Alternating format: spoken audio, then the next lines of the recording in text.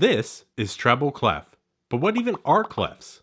Well, when you look at a piece of music, the clef is going to be the big symbol that appears on the far left portion of the staff. There are, however, several different kinds of clefs, with each one showing the musician where the musical alphabet would be placed on the staff, depending on which clef is being used. This particular clef is called the treble clef, and treble clef is used for the higher sounding instruments, mostly being the violin, flute, oboe, all clarinets, all saxophones, trumpet, French horn, as well as most mallet percussion instruments. There are other clefs that cover all of the other instruments, such as the bass clef, alto clef, and tenor clef, but we're not going to get into specifics about those clefs in this video. Now that we know what treble clef looks like and what instruments use it, where do the notes belong on the treble clef? Well, let's start at the bottom and go all the way up.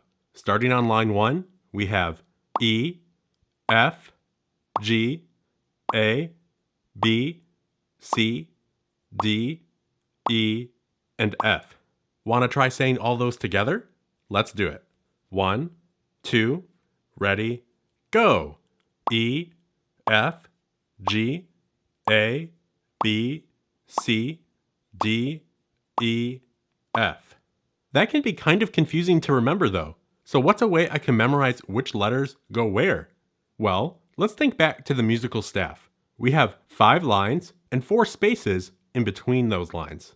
And if you look at just the notes we have on the lines in treble clef, we have E, G, B, D, and F. To remember this, we could use the acronym, Every Good Breakfast Deserves Fruit. Then on the flip side, if you look at just the notes we have in the spaces, we have F, A, C, and E.